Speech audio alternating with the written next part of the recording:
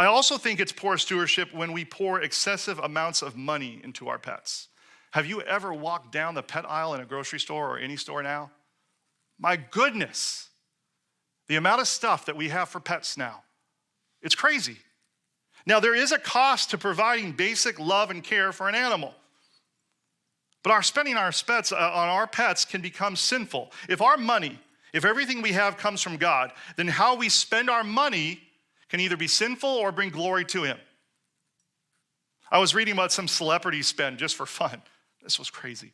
There's one lady, she spends $46,000 a year on grooming her pets. $46,000. There's one lady who spends $200,000, I don't even know how this is possible, but spends $200,000 to send her pets on vacation because they deserve a break too.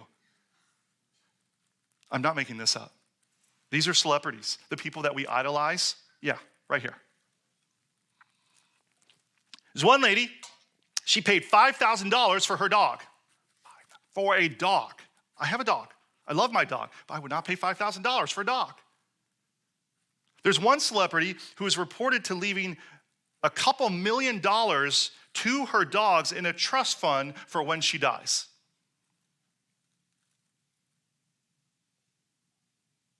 I can't even wrap my head around that.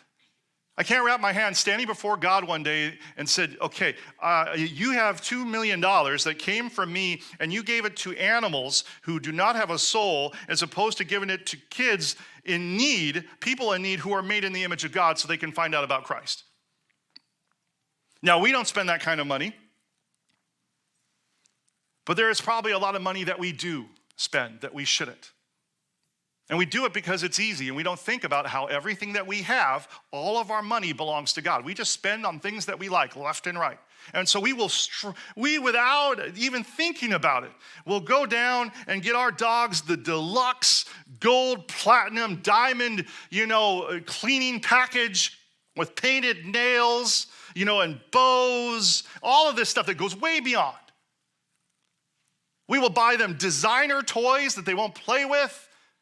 We will spend all this money that goes above and beyond basic care without giving a second thought, but then we struggle giving money to those who are in need or to missionaries who are out in the world trying to help people find Christ, or to churches who are locally helping to spread the gospel. I don't want to have that conversation with God. Or instead of saving the life of a dog at the pound who has nowhere to go, we'll go spend thousands of dollars on a designer puppy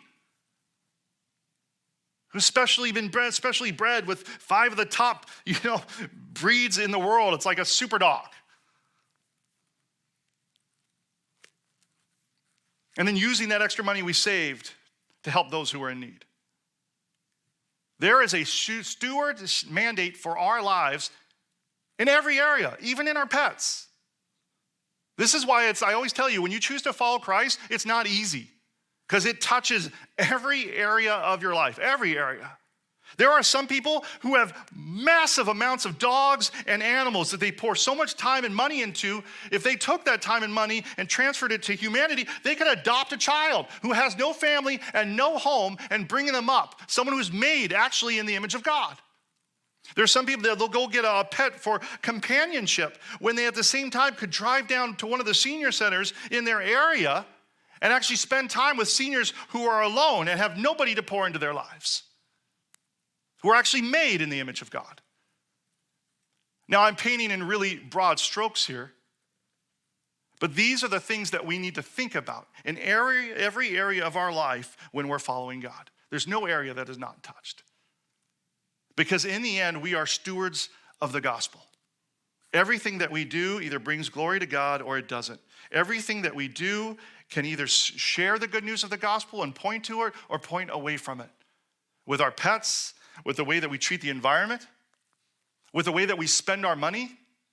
When you spend your money, when you budget your money, is God in mind? Does he come into the equation? Check your checkbook, it'll tell you. The way that we spend our time, the way that we use the talents that gave us, all of it either points to our commitment and our dedication to the Lord, our belief that everything comes from him, and that we take our direction from him as stewards, or it doesn't.